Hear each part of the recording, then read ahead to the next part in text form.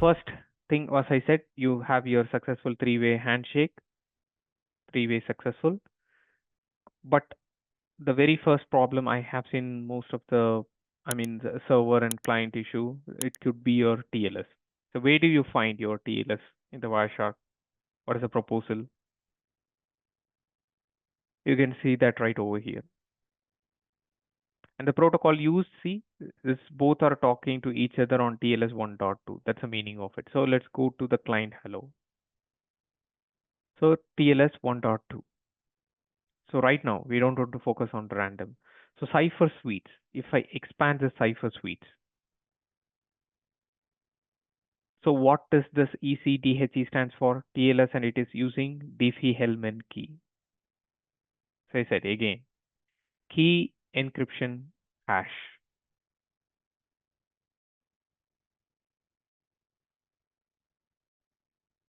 And you can see this Diffie-Hellman key is used here.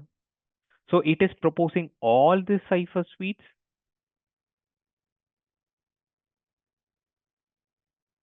So the client in the client hello, it is proposing all the cipher suites. So based on this, on the server hello, we have to see what is the proposal and how it negotiated. And out of this 10 or 12, it has to pick one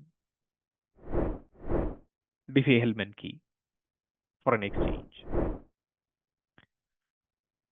And we should know about what is this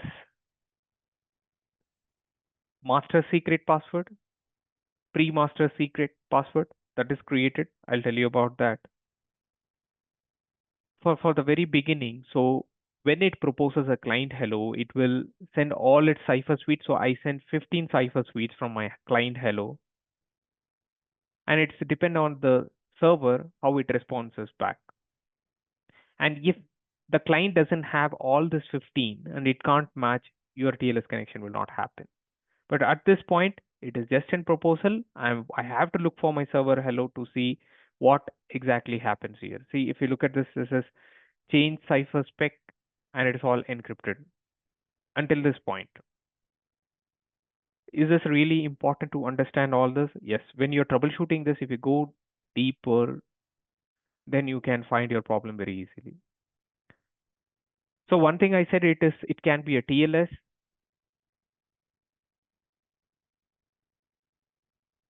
The other one is that your cipher suites.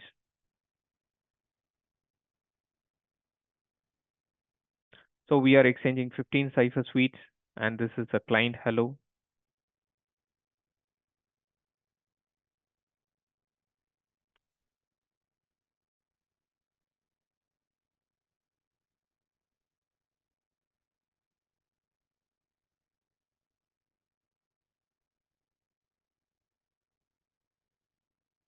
And if you look at this, this is a hashing algorithm it is used. If you expand this, SHA-256, SHA-384, SHA-512, same. Key encryption hash. So in this proposal, it is bit different. It uses so key, the key is Diffie-Hellman key, the encryption is AES. AES 256, AES 128, AES 256. So this is all the combination of your Diffie-Hellman key with your encryption. So that is bit different with your IPSec tunnel and TLS. So here your key. So the three parameters, or these three parameters, are needed to establish your connection. Like your IPSec tunnel, you can compare. So the key is we are using a Diffie-Hellman key. The group is decided along with your encryption. Diffie-Hellman key plus your encryption, say for example, is AES 256.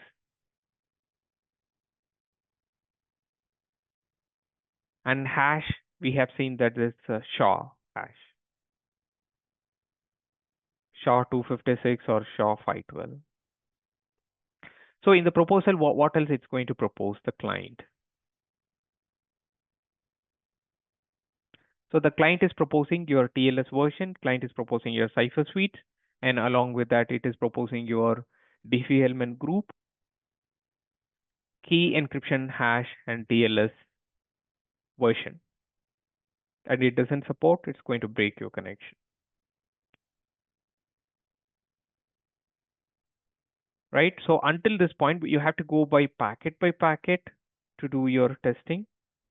Sorry, to do your troubleshooting. So once I see this is all hash algorithm. You see 11 algorithms here.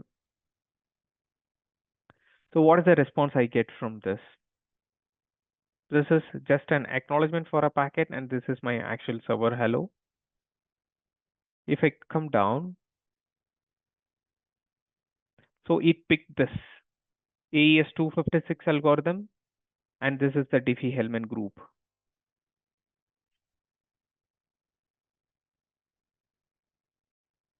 And it is okay with version 1.2. So after this, everything is encrypted. So what is the meaning of this? So once you see a successful server hello, and if you see something wrong with this, you can't see your server hello happening.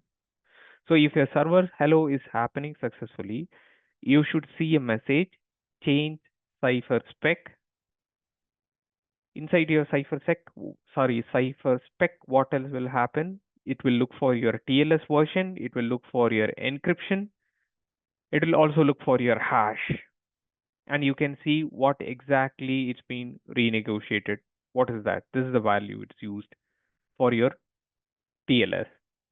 This is used for your Diffie-Hellman, and this is your encryption algorithm.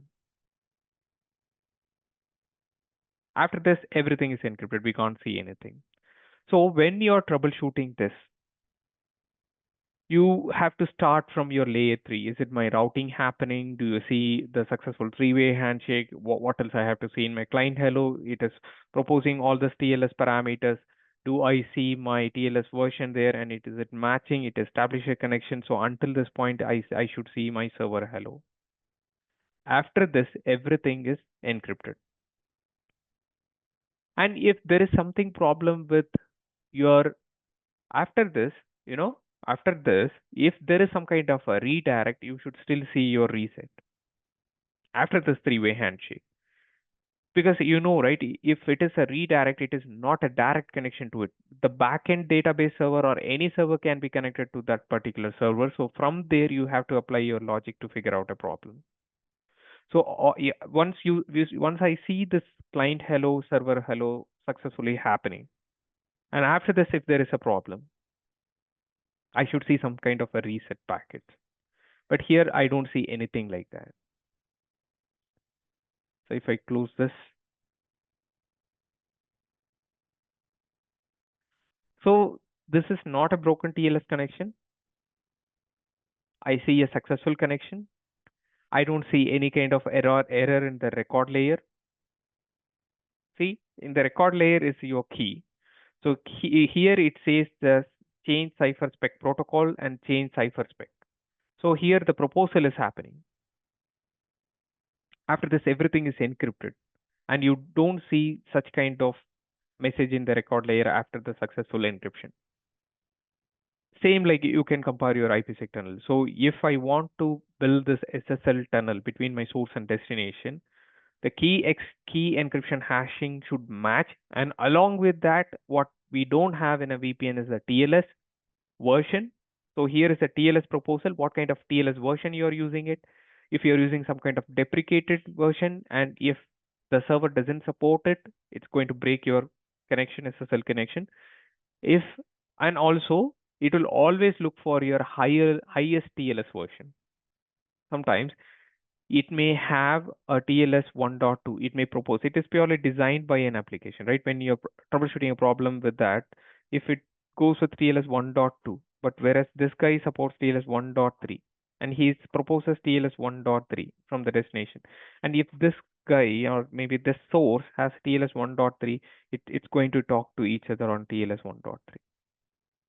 But most of the applications are designed to use 1.2, Most of the time I have seen 1.2. And if you do see TLS 1.3, it's nothing wrong. All you should understand is it always look for your higher TLS version. It will not pick your lower version. And if it has a lower version and it doesn't have this higher version what the server has, then you can't establish your connection.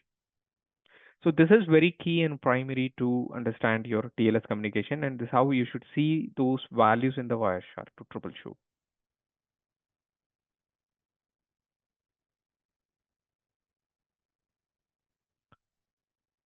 So now going back here, so it is a bit of theory here. So hello message, the client and server exchange hello messages to negotiate security settings. Server authenticates and pre-master secret is created. I'll tell you what is that. The server sends a certificate to authenticate itself. The client generates a pre-master secret and encrypts it using its server public key, then sends it back to the server. So this is all from the theory standpoint. I'll explain this, but the primary focus of troubleshooting is something what we discussed that we should be aware of.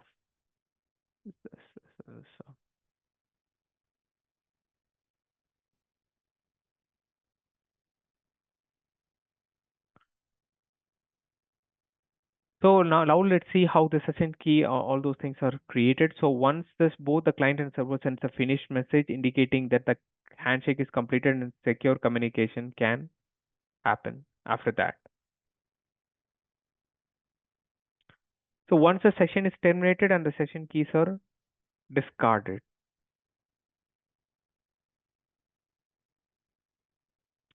In very optional phases, right? So generally what happens, who is proposing the certificate? What is public key and what is private key? That's something I'll tell you.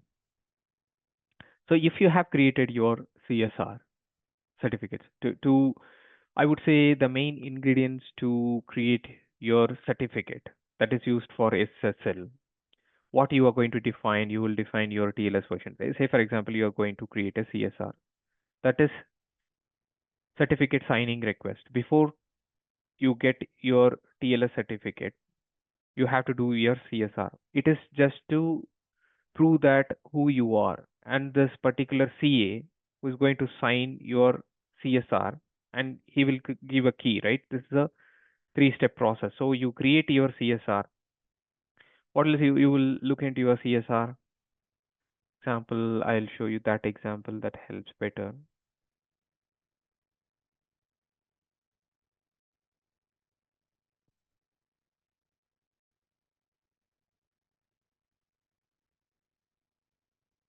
Where is that? We went to give TLS.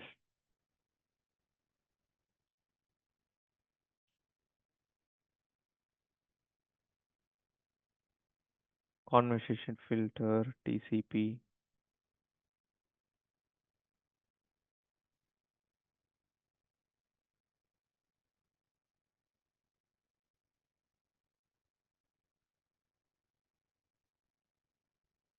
Why is that I can't see? Okay, this is a VP internal traffic.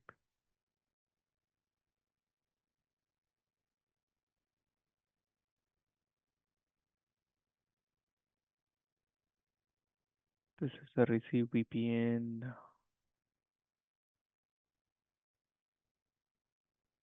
Where did we see that traffic for the Setzel Linux one?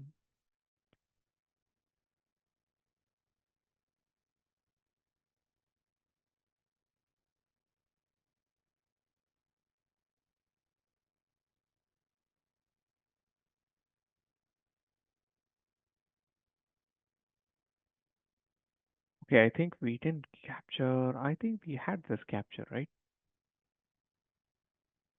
We were discussing about the capture missing here. Yeah, 30001, 30002. Okay. So can I see the TCP connection here? So this client hello, server hello, sends an ACK. Yeah.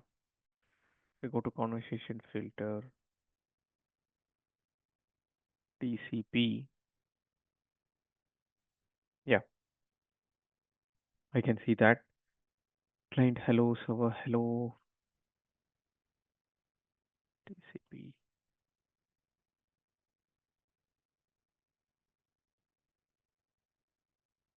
I want to see an information there.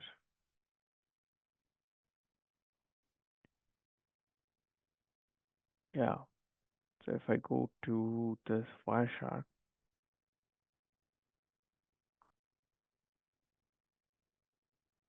it is telling that connection is not secured. More information. View certificate. So from here, this is a self-signed certificate, as I said. So this is a common name. So what are all the key parameters when you create your CSR? So you should give your common name, and there is something called as a SAN name.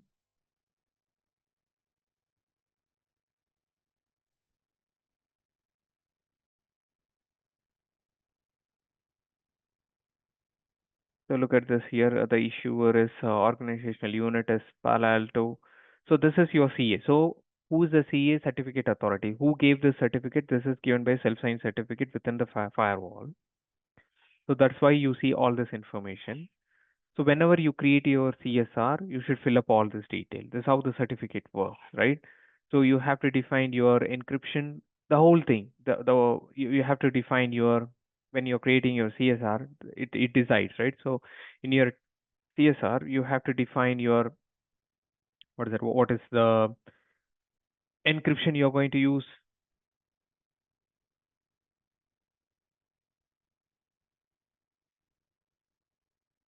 right? The three parameters. I mean, your common name. Example, it is google.com. And some people they use what SAN name, that is subject alternate name.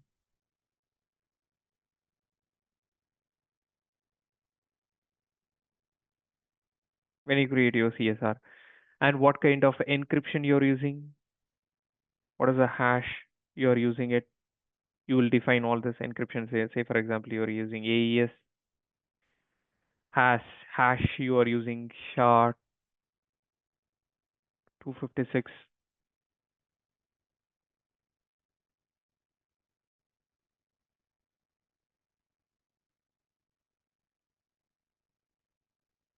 So subject alternate name. Example, youtube.google.com. So it is telling that I am going to use all these DNS names in my CSR, right? And along with that, which company you're from, what state is this? Example, it is, I'm just telling for California. An example I'm telling.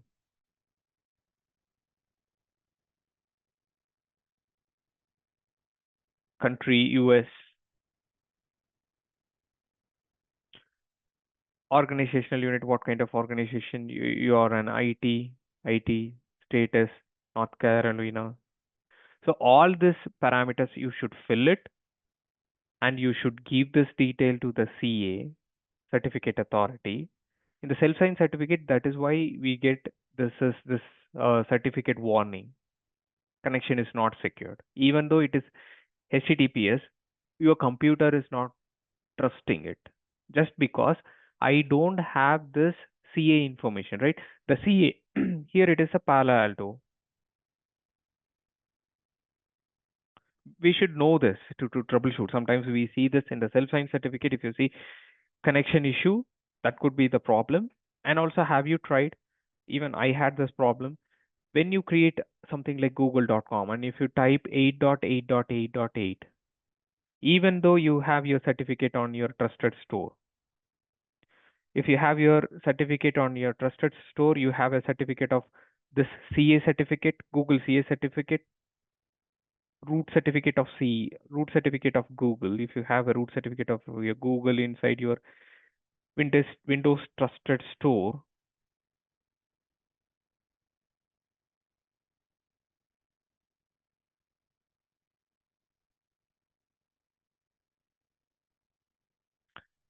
it's not going to trust because I'm using an IP address, but I have to use a DNS because once you use a DNS, only then it's going to look inside your trusted store and do I know google.com? Do I have a certificate for it? There's a root. But because this CA now for the Palo Alto, this is the Palo Alto, this is the root certificate, self-signed certificate. The firewall itself signed the certificate for HTTPS connection, but my computer doesn't have the root CA of Palo Alto. My Windows computer is telling that I don't know who is Palo Alto. I can't trust the certificate. That is the warning you see there, right? But still, you can see your HTTPS connection is happening because you are doing an exception. This is not successful because you are doing an exception. If you are not doing it, your connection get broken.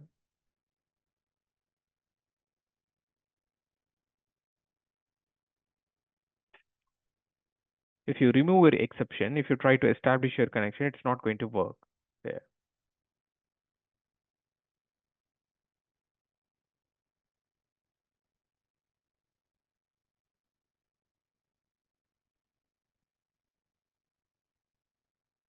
So now let's go back here.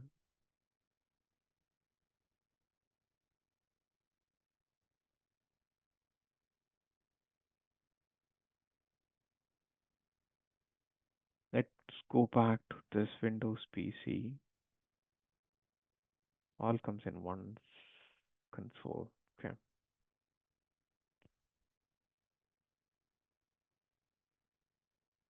So here,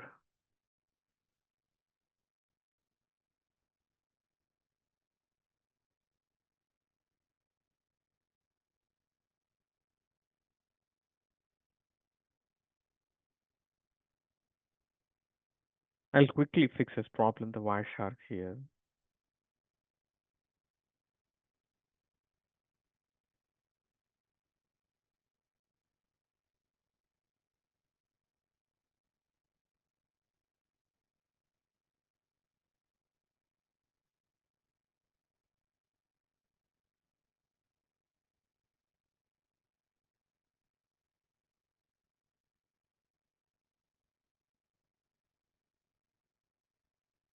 It doesn't show up the interface here. Let's quickly download this. So I'll show you what exactly I did. It's a simple topology. Even you can try for your HTTPS traffics.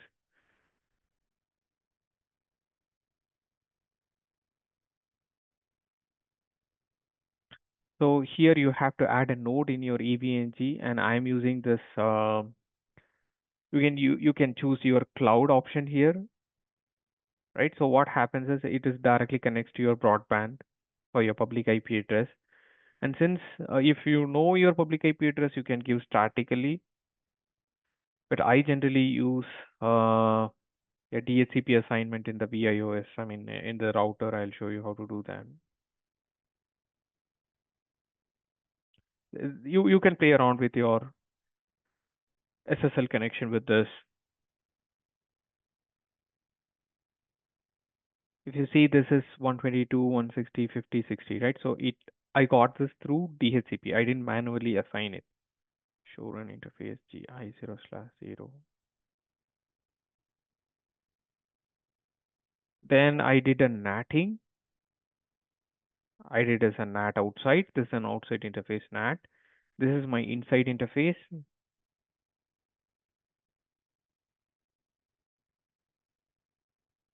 Right? Say this is my NAT inside.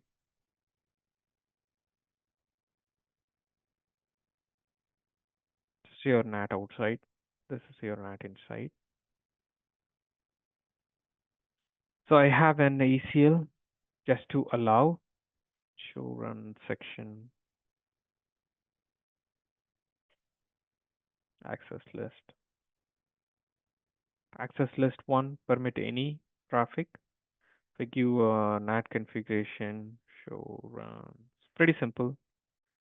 I'll show you how to do that. Show run section NAT.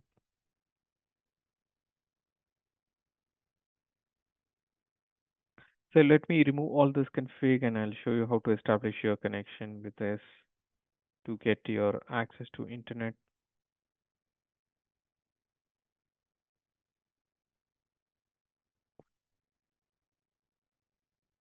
The control A doesn't work here.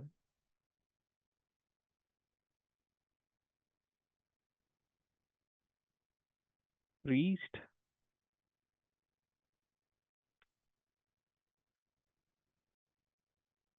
Just freeze waiting for it.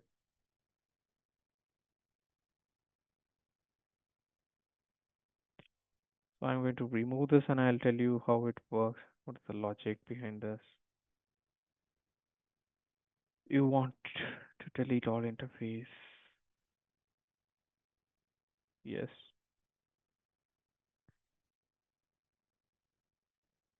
Show IP interface brief.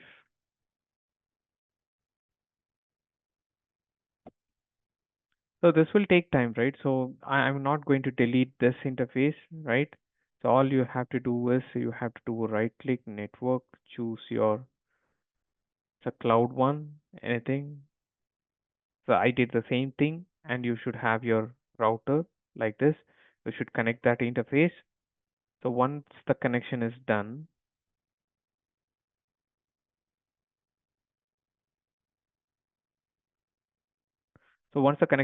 see this is GI0/0.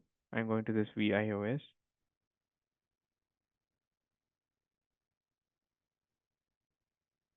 Show run interface GI0/0. The configuration is I gave a NAT inside. I gave an IP address. Sorry, this is GI0/1, this site, LAN site, and this is outside. This is your inside, and this is your outside, and this is your NAT inside, and this is your NAT outside. And then you have to create your ACL, right? You have to define this everything inside this interface configuration. And in the ACL, I'm going to permit all the traffic.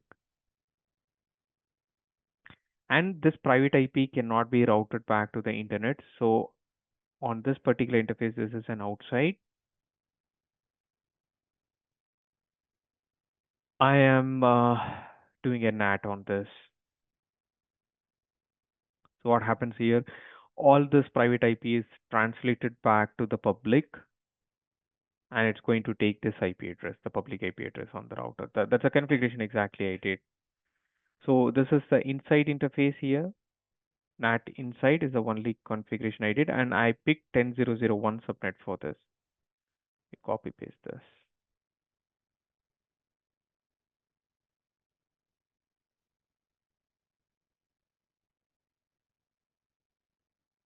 Why is this happening?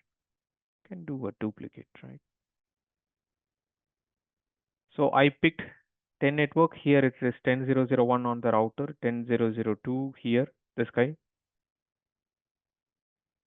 I just made it as very flat network. So I am using 10.0.0.2. It's a layer, sorry, it's a VLAN 1. It's untagged traffic, so no VLAN communication. The other end on the switch here, I am going to do a trunk. Where is my switch?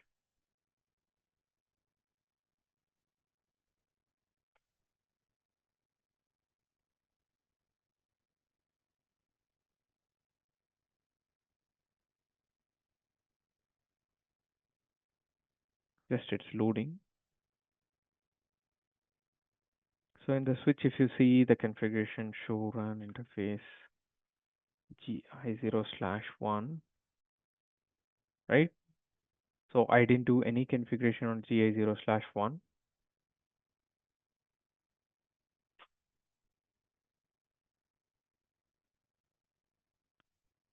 It's purely untagged traffic, so I don't want to do a trunk on this. On GI0/0, show run interface GI0/0. It's a very simple connection for my SSL testing. So I didn't do anything. So if I give show VLAN, all a default for this switch, and this is the interface that's connected to the PC. You can confirm or you can verify this by looking into this. Both your line status and protocol status both should be up and running. Your protocol is up, line is also up, connected. Go to this Windows computer. You maximize this.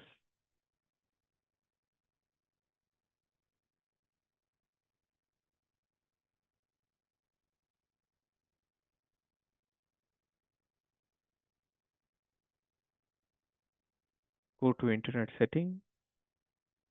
Go to change adapter. Double click. Properties. Go to your IPv4 configuration 10.0.0.2 all 255/24 we are using it. Gateway is 10.0.0.1 and we are using the DNS 8.8.8.8. So okay. And from here, once you do all the configuration to verify, you can open your prompt and you can try to ping your 8 network.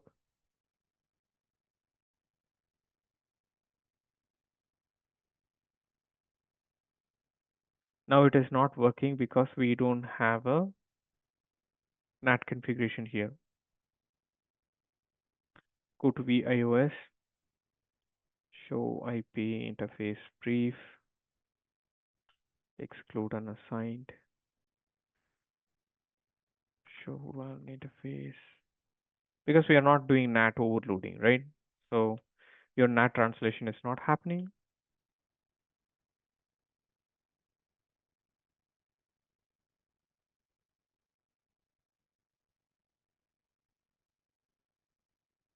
Ten zero zero one show run section NAT.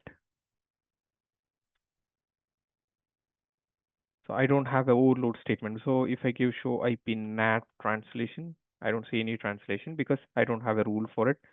So I have to quickly create a rule. So I have to create an access list, IP access list one standard. Sorry, standard one. I'm going to permit all the traffic, permit any, and I'm going to create a NAT, IP NAT inside source list. I have to define my ACL number one. Then I'm going to do an overload. I'm overloading all this traffic to one specific interface that is my outside, that is GI0/0. Overload statement, it overloads all my traffic to this. So all the private address comes and hits this GI0/0, it goes out as a public IP address. That's the meaning of it. So you are overloading it. Irrespective of how many hits it gets, it's overloaded to a public IP address. So if I give show IP NAT translation, now I can see the traffic. I can go to my Windows computer and if I try to ping it, I can ping it. Now the translation is happening. Once I do that, I can go to this Windows PC and I should download my Wireshark and I should see that. For that, let's go to the website. I think this is a pretty old image, what I'm using here. If I go to your Windows system, Windows administrative tools, and if I look for system information,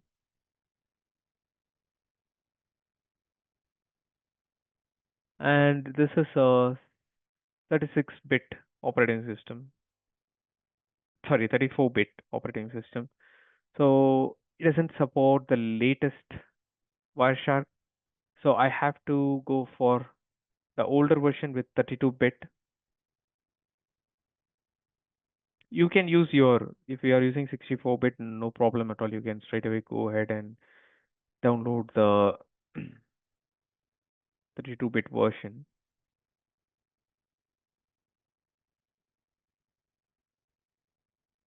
Let's try this.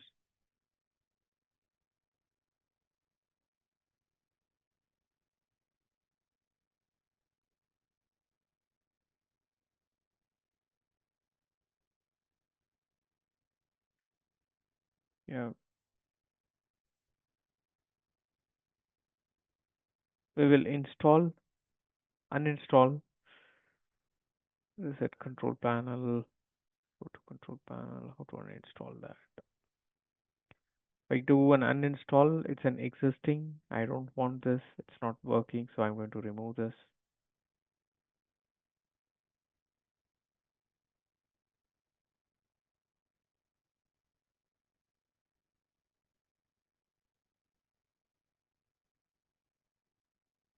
Hopefully this should work. Let's see. It's a pretty big file.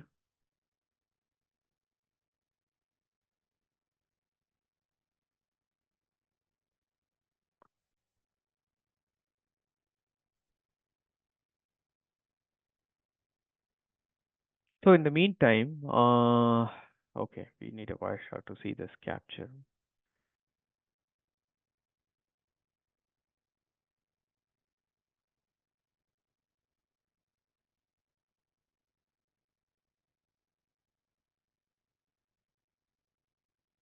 So let's go back here. So we are almost done. Maybe in 3 classes we'll be finishing everything. We troubleshooted the IPSec issues. Then we are on SSL now. Certificate validation encryption. Then we are doing some kind of troubleshooting with that. Then we are finishing the SSL. Actually, I tried this, but I don't know that this particular Wireshark should have a problem. It's some developer version there.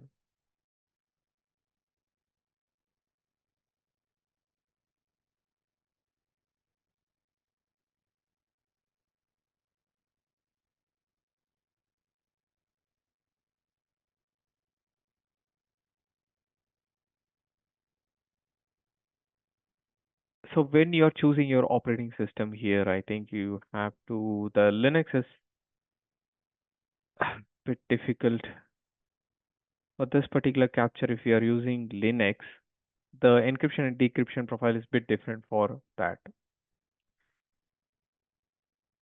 So I'll walk you through until the downloading happens, right? So we got one more thing to discuss. Let me quickly open that. Let me open the document for you guys to show you the encryption and decryption profile, how to do the step by step. In my Wireshark, I'll show you that. So you have to go to edit. I'll tell you how this encryption decryption works first. Then you will get better understanding about that. We'll continue that in the next class. But the SSL encryption and decryption profile, right?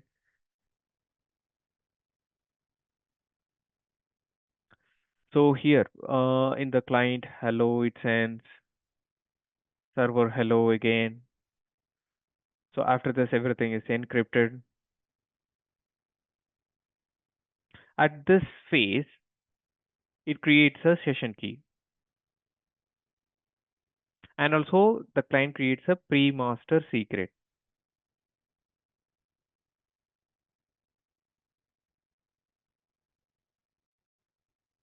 So this pre-master secret once the client creates, right? So when you open a web browser, the whole point is when you try to visit a website, it creates a pre-master secret. So using a profile setting, we are going to capture this pre-master secret and we are going to add this in your Wireshark profile.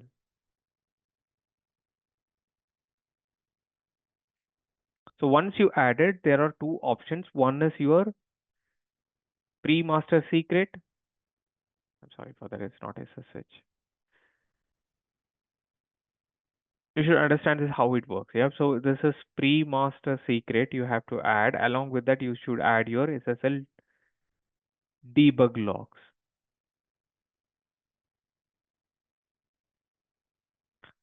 So once we create, this is all encrypted. So once you capture this pre-master secret, this particular profile, what happens for every time when you visit a website, and I'm telling this is purely for an educational purpose, right? When we are doing it, so get a proper approval from your management and do that.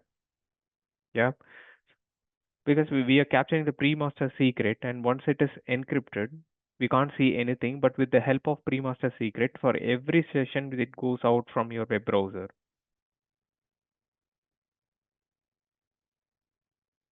it's going to capture the pre-master secret for every session. Example, you're going to google.com, you're going to yahoo.com. So it's going to store all your pre-master secret in your SSL log file. I'll show you how to create it. So once we save this, even though it is encrypted with the pre-master secret, you can decrypt all your traffic and you can see what is happening inside. Something like, is it what kind of HTTP protocol is it using, or it is using some kind of DNS over HTTP. Sorry, DNS over HTTPS.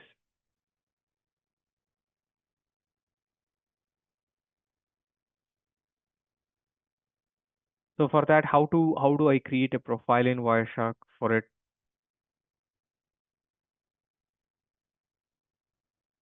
So you have to go to your Wireshark in Windows. Before that, you have to set up your environment variable. That's something I'll show you how to do it here. It's done.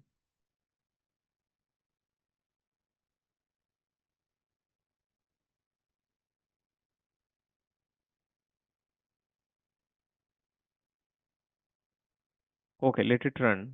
So in the meantime, here, if you go to Windows Administrative Tool, and if you go to Windows System, Windows Administrative Tools,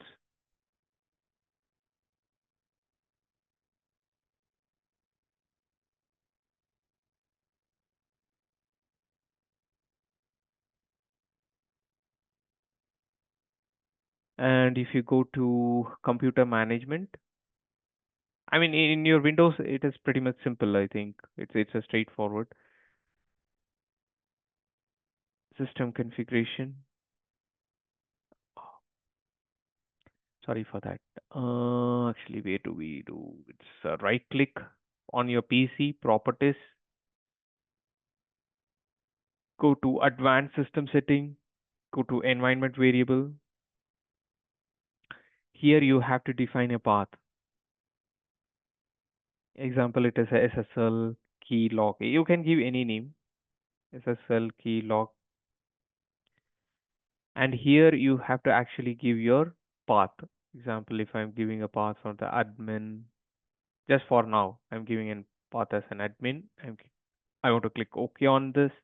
So I have to create this environment variable, go to this user variable for admins and create an SSL key lock and give your directory. So once you do this, go back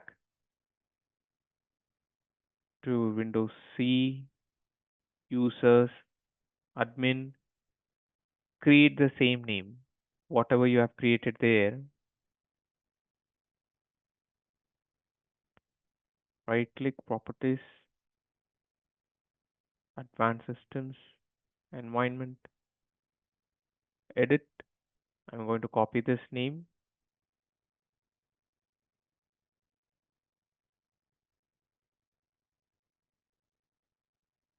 Going back to this PC, going to user, admin, create a new text document, give this name, enter. For the debug log file, the same. If you want to keep it the same debug log file also here, you can keep it here. Create a document, debug underscore TLS. So once you do that, come back to your Wireshark profiles.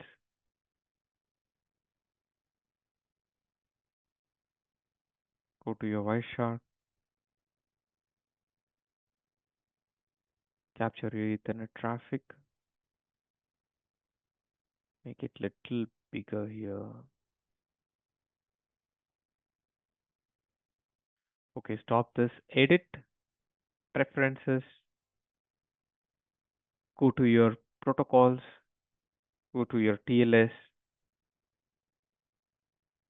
Here you have to define your pre-master secret. You have to go to your PC, double click, user, admin, come to this key lock file. You have to be very careful when you're choosing this. Go to debug, select debug. Yes, replace it. Pre-master secret key is the only place here you have to do it. Click OK.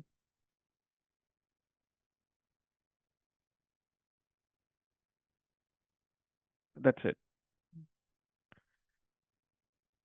So once you do that, you should see all your decrypted traffic. That's something we can do it in the next class. So all the two things you have to do, you have to create your key file. You have to go to your environment, and as I've shown you, you have to define your variables, and then you have to define your debug log file. Then you should attach to it.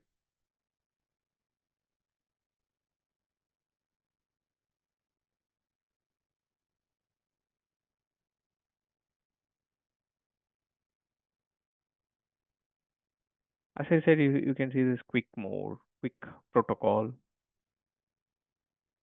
It's fine. It's not related to this topic now. So let me do TLS. Right click, conversation filter TCP.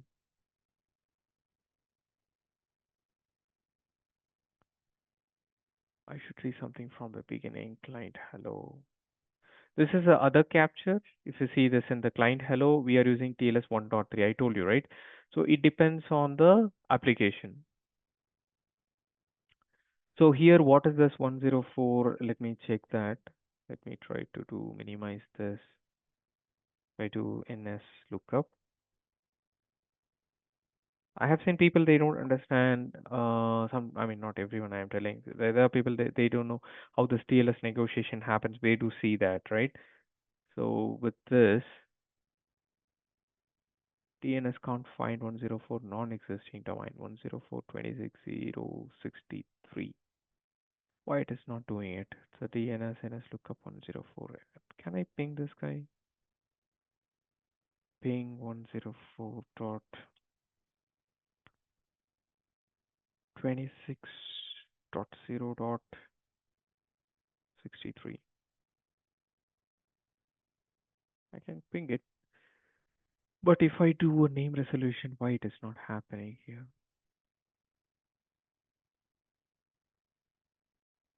I just want to see what is that destination.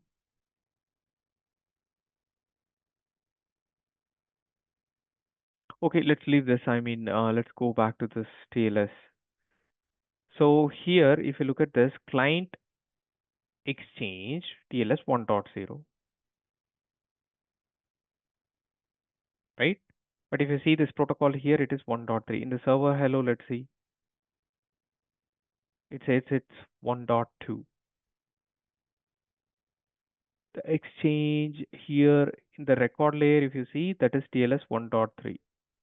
So the exchange is actually happening, the whole conversation is happening on TLS 1.3.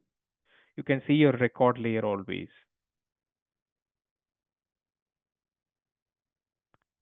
So it is using the highest version. So this is how you should figure out what is the TLS version exactly used for this particular conversation.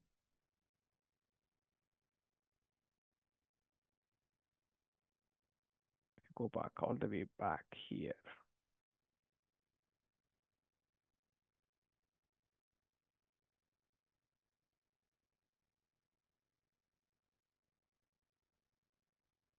So look at here, it says we saw client 1.1, see 1.1 exchange, but your actual record layer, it shows it's 1.3.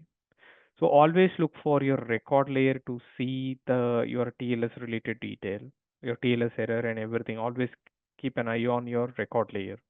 So here the whole conversation, if you look at this, even though you see multiple TLS versions there, if you want to see this capture and if you want to know what is the exact TLS version it's used for this exchange, it is TLS 1.3.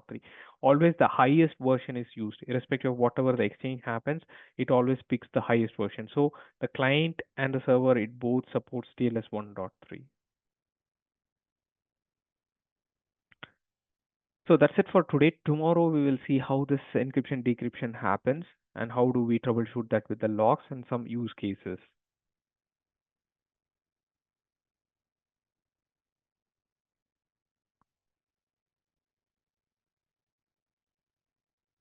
So now I'll give an unmute permission. You can ask your questions.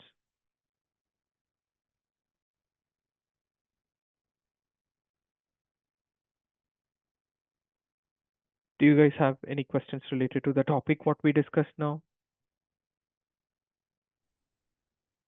Yeah, hi, Praveen. Yes, Meeraj. Yeah.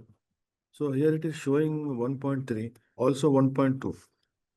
So they both supported 1.3 and 1.2, or one side 1.2, other side 1.3.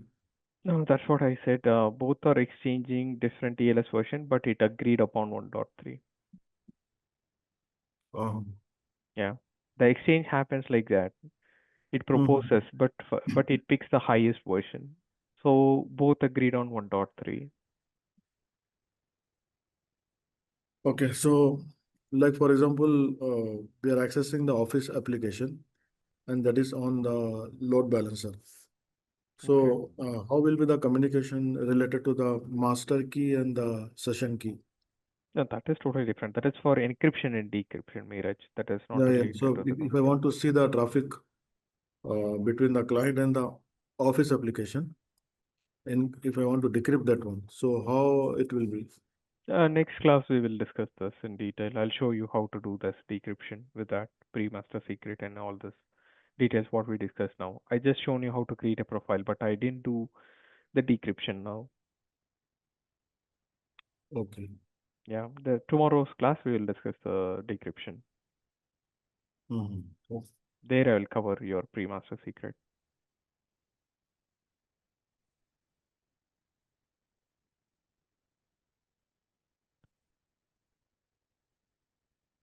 And what about the Malhar, Prashant, and Juan?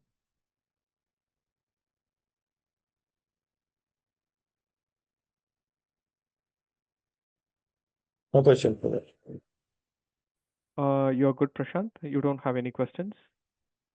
No Specifically, problem. we Only meet. one thing, that cyber suit, okay? You showed like 15 cyber suit here, right? So Mhm. that should be match or that should be different in the both the location, right? No, no. The on based on this 15 cipher suites, it's going to pick any one. Okay, means yeah, correct. Okay. Yeah.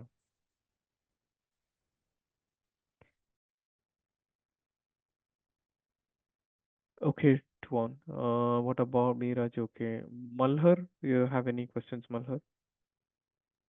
No, Praveen, I'm good. Okay. How about the labs? You guys are doing the labs? How it is going?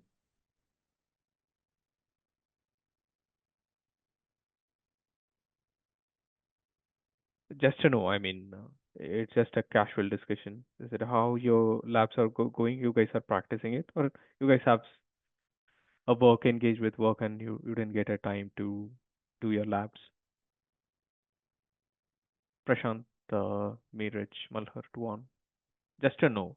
I mean, I'm doing on the live troubleshooting okay, uh, related to my office. So okay, I'm seeing everything mm-hmm, this one. okay. And Yeah. how about your troubleshooting? Is it something you can try something new in Wireshark or something additional information now you can actually grab from Wireshark than Yeah, before? now I'm able to understand, like I have a client server troubleshooting. Mm-hmm, So one, I found that the SYNC there was a routing issue. mm-hmm, okay, I able to find. And the second thing is the MAC address from the firewall into the router. I receive mm-hmm, a packet okay, and I send the packet, so I able to find out that it is properly receiving and sending. Just to mm-hmm, see, because I have a two uh, outbound routing. So okay. is it receiving from one and sending to one, that I need to see. So I was able to easily find out that after your classes. Mm-hmm, okay, okay. And one more information, Meeraj, when I asked a question about this, over the IPsec tunnel, if you see your TTL, it will not show your TTL it's being decremented all the way back to the destination. It will just think that it is directly connected, and all you will see is maybe TTL of one most of the time Yes, yes. because it is. site-to-site tunnel, it just Mhm. thinks that they are directly connected. They are on the same network. That's the whole point of doing that. So when it comes to the tunnel, you have to differentiate your tunnel values there.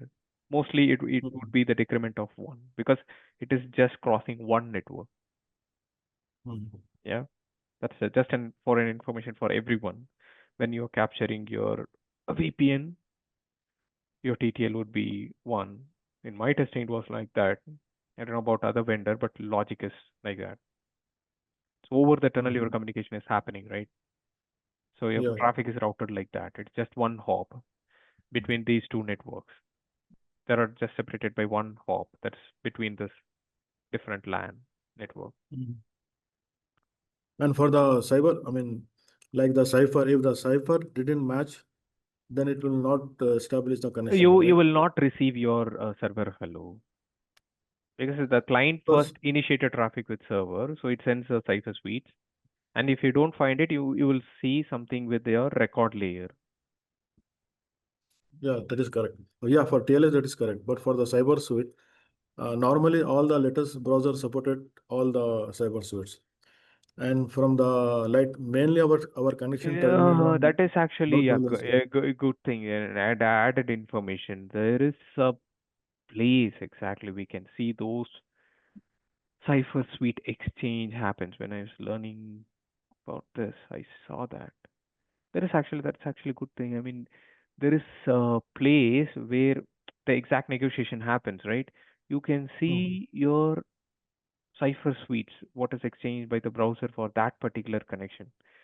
I'll just try to remember that and I'll tell you in the next class for sure. I remember that for sure I have seen that when I was learning about this.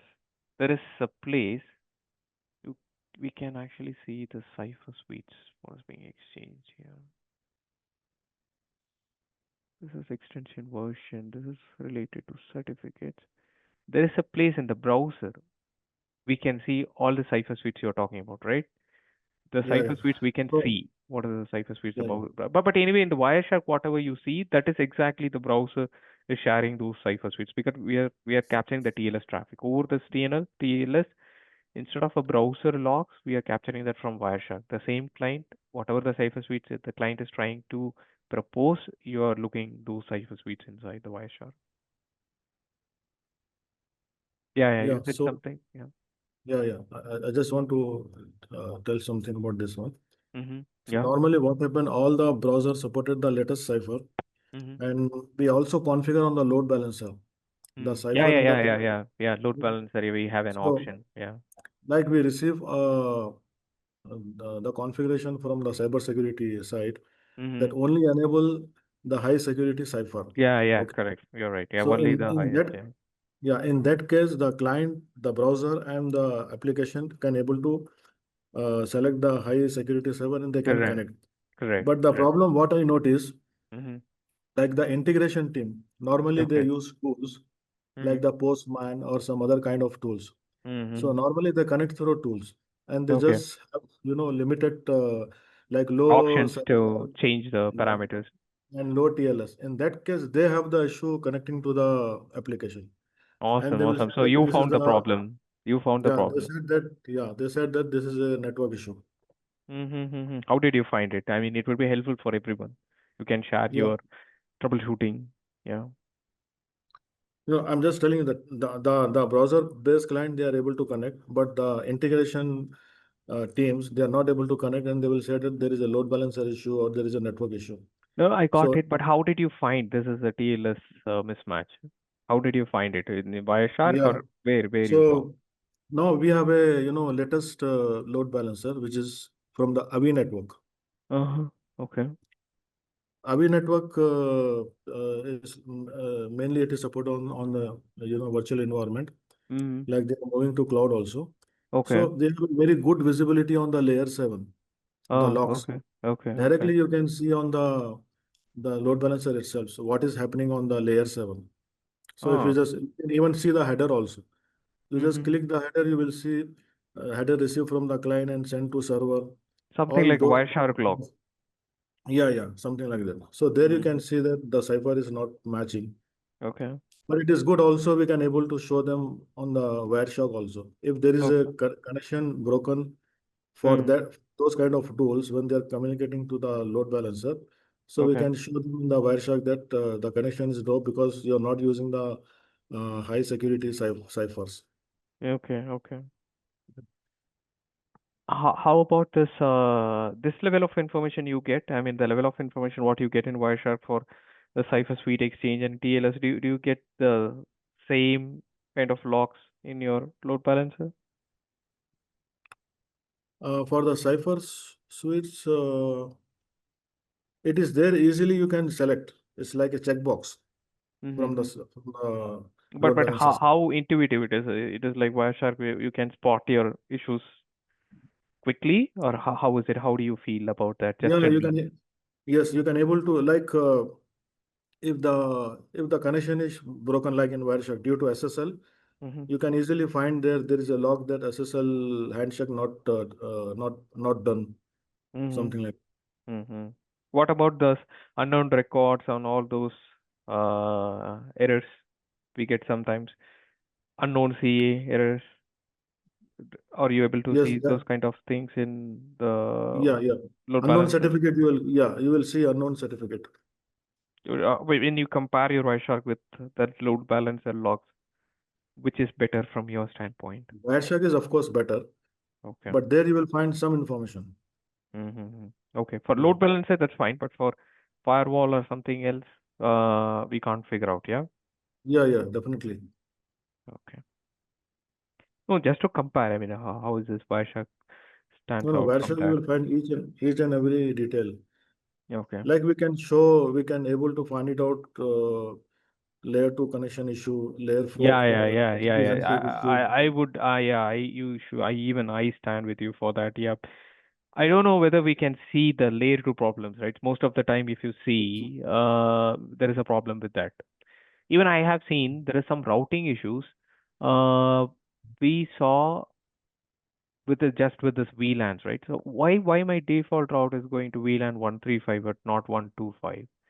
But just Yeah, by looking into this Wireshark logs, we found why do we see this VLAN here? Because this VLAN is not related. Because if my traffic has to go from one single interface, but in the logs you can't spot that. I mean, it won't spark very. How do you say that? It won't spark at that particular moment. I mean, it takes some time for you. But in the Wireshark, I have seen that scenarios. I mean, if it is a VLAN mismatch or if it is a wrong gateway it's being used for routing, it helped for me to find.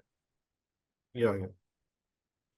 Okay, yeah, nice. So you guys also come up with some kind of troubleshooting experience that would help everyone. We can share information and grow together. Yeah. Okay, so that's it from my end. We'll catch up in the next class. Yeah. Yeah, thank you very much, Yeah. brother. Bye, everyone. Bye. Thank you. Thank you. Bye.